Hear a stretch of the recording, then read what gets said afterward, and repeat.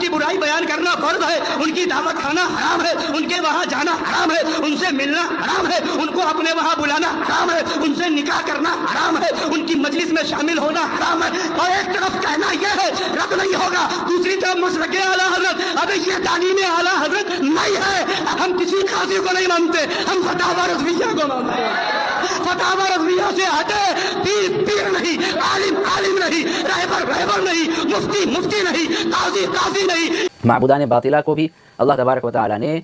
سب و شتم کرنے سے منع کیا ہے۔ وَلَا تَسُبُّوا الَّذِينَ يَدْعُونَ مِن دُونِ اللَّهِ فَيَسُبُّوا اللَّهَ عَدْوًا بِغَيْرِ عِلْمٍ، کہ تم ان لوگوں کے معبودان باطلہ کو برا بھلا مت کہو، یعنی جو کافر اور مشرک غیر اللہ کو اپنا معبود بنا بیٹھے ہیں، حالانکہ وہ معبود تو ہے نہیں، لیکن ان کے گمان کے مطابق انہوں نے سمجھ لیا ہے، تو ان کو بھی تم برا بھلا مت کہو، ان کے دین کو، ان کے مذہب کو برا بھلا مت کہو، ورنہ نتیجہ کیا نکلے گا کہ وہ بھی دشمنی میں اللہ تبارک و تعالیٰ کو برا بھلا کہنا شروع کر دیں گے، اس سے نقصان کہنے والے کا ہی ہوگا۔ تو یہ اسلام تو اتنا پاکیزہ مذہب ہے، اتنا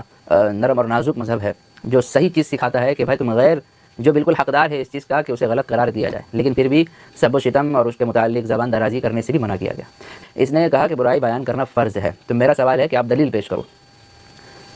اس بات کے اوپر دلیل پیش کرو۔ دوسری بات اس نے کہی کہ اس سے ملنا جلنا، اس کے یہاں جانا، اس کی دعوتیں کھانا حرام ہے، تو اس کے اوپر بھی دلیل پیش کرو۔ آپ ہر ایک چیز کو اپنی طرف سے حلال کر دیتے ہیں، اپنی طرف سے حرام کر دیتے ہیں، جبکہ حلت اور حرمت قرآن کے فیصلے کے مطابق ہی ہوتا ہے۔ جب تک قرآن اس کے اوپر خاموش ہے، شریعت اس کے اوپر خاموش ہے، آپ نے اپنی طرف سے اس کو حلال کر لیا برائی بیان کرنے کو، جو کہ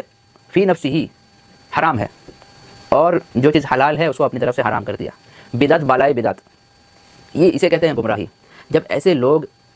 اپنے بیان میں اور اسٹیجوں میں اپنے عوام کے سامنے اس قسم کی باتیں کرتے ہیں تو اس سے غیروں کے اوپر اثر یہ پڑتا ہے، وہ تو سمجھتے ہیں کہ بھائی یہ تو آپس میں خود جو ہے ٹوٹے ہوئے ہیں، انہیں اور دبایا جائے، انہیں اور ستایا جائے۔